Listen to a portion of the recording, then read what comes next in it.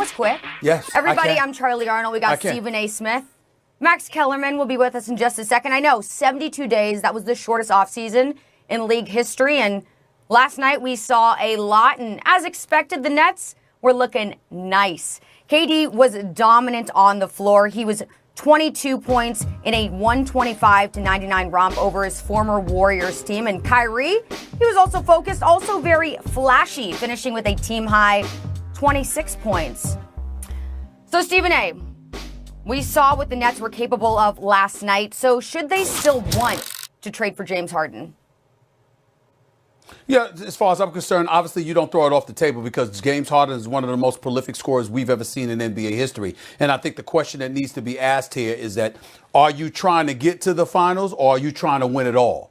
If you're trying to win it all, you can't shut the door on James Harden. It remains to be seen how good the Brooklyn Nets are going to be in terms of being able to beat the Lakers, because I think the Lakers are obviously the favorites and they should be the favorites and they're coming out of the West. That's my personal belief, which we'll get into a little bit later. But Brooklyn, there's no mistake about it. They're a deep team. KD is KD. He looks very fluid, very healthy. And when he's on that level, there's just no answer for him. He's probably the most unstoppable offensive force in basketball. Kyrie is just an absolute showstopper. He's a showman. He's box office. You walk through the turnstiles to see Kyrie Irving. He's just that special. Having said all of that, when we look at the Brooklyn Nets, the question one must ask themselves is this: are you winning the chip? I believe the Brooklyn Nets are coming out of the Eastern Conference. I believe they'll beat Milwaukee. I believe they'd beat Philadelphia. I believe they'd beat Boston. I believe they'd beat Miami. You're coming out of the East. As far as I'm concerned, they're a legitimate, bona fide favorite. Some people want to say Milwaukee. Go right ahead. I ain't feeling that, okay? It's Brooklyn all day, every day. Brooklyn's in the building, no question.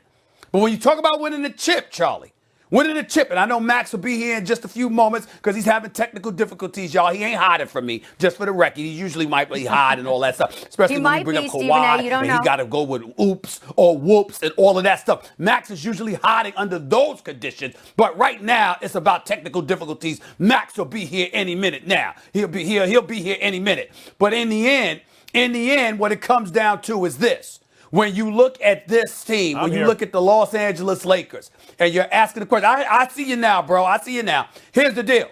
When it comes down to it, do you have enough to beat the Lakers? I'm not sure about that, but if you had Harden, there would be no doubt that the Brooklyn Nets would be the favorites. And by the way, James Harden is 32 years of age, or approaching 32 years of age. It ain't like he's 40. He's still got at least another 5 years in him. That's where I'm coming from with that. Yeah, you still consider trading for James Harden. Mm-hmm. First of all, I heard you talk about whoops or oops. It's whoops, by the way, with a W. Like, whoops, there it is. Kevin Durant's back. Kevin Durant last night looked like he looked like KD. Maybe not quite as strong or as explosive, but it's hard to tell in one game. But he was already 80% of the way there. Let's assume he comes along even more. Here's the thing, Stephen A. The Nets should absolutely not trade for James Harden. I saw what I needed to see last night in terms of the way that team functions. You don't want a ball stopper who, by the way, has had chemistry issues with other stars in the past, even when they get along well off the court, right? Like, forget about him and Chris Paul, him and Westbrook. It lasts a year, and then he doesn't want to do it anymore. So that's one issue. But the more important issue for me is I think he'd make the Nets worse. I mean, Harden is a great player. There's no two ways about it. What? But the way they look, KD, he'd make them worse. KD and Kyrie are working extremely well together. These are two guys who can do a lot of things, including really shoot the ball, right? So it's not like the freak or someone even like LeBron who can hit shots from certain spots, but is not really a pure shooter, where then you think, oh, we have to surround them with shooters. No, you don't. Not really. They're the shooters, right? So a guy like Dinwiddie can get minutes even if he can't really bomb from the outside. But Joe Harris can bomb from the outside. Karis LeVert can, right? You look around at the supporting cast of this team. Jared Allen is a really good player. Not a shooter, but a really good player. But that's the point. You can play multiple guys who don't shoot from the outside with KD and Kyrie and who do other things. Look at how well the team is moving the ball, playing unselfishly, shooting from the outside, doing everything you want them to do. And look at the depth. Kenny Anderson pointed this out last night on the broadcast at halftime. Look at the depth of the team. I might disagree that Jeff Green would start on a lot of teams, but there are very few teams Caris LeVert would not only not start on, but be featured on, right?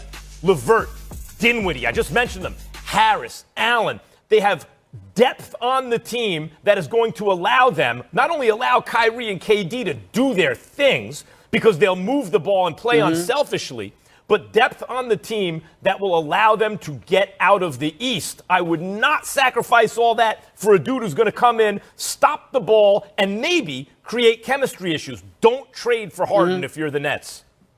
Well, see, this is where I have a problem with you talking about basketball. This is where I have to go to the basketball authorities and have you arrested. This is what needs to happen when it comes to you, Max Kellerman.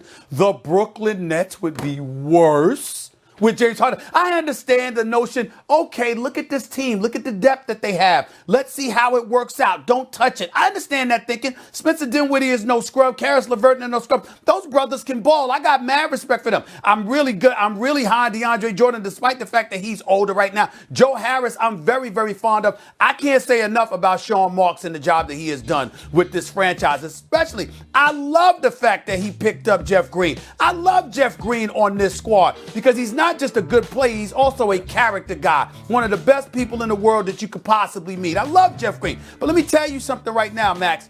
To sit up there and say that a guy that just finished averaging over 30 the last 3 years, that has been in the conversation as one of the most prolific offensive weapons the game of basketball in its history has ever seen, would make a championship contender worse. I don't understand that kind of thinking. That's blasphemy as far as I'm concerned. Keep in mind, Max, come playoff time.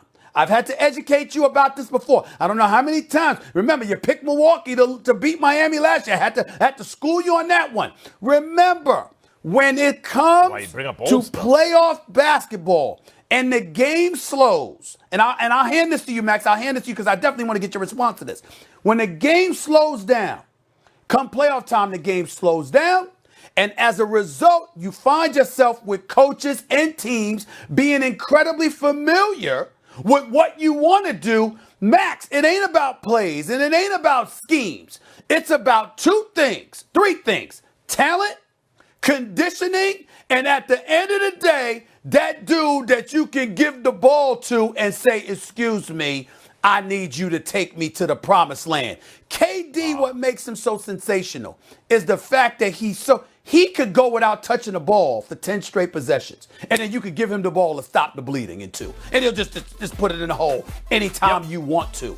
You got to pay attention to that. James Harden does not make anybody worse. That's going overboard. Well, yeah, you need players who can go get their own shot when it slows down, right? And when they wall up, when they pay extra defensive attention, when it requires the high basketball IQ. No doubt about it. They have 2 guys who can do that just about as well as anyone who ever lived, right? You have KD and Kyrie. You don't need another guy to do that on that level. You need other guys who can do that, and you can't tell me LeVert can't get his own shot. We saw LeVert get his own shot, right? We just saw that last year when he was able to develop as the primary scorer on that team. But we also saw last night he doesn't have to be. He can come off the bench. I think he can play next to those guys. He can get his shot off the dribble. He can shoot from the outside. He can score on all 3 levels. LeVert is the perfect third best can they get to the finals? A team like that. You don't need more than that. And by the way, LeVert doesn't need to. When he's at his best, he's not dribbling it 1,000 times like Harden. He sometimes has a tendency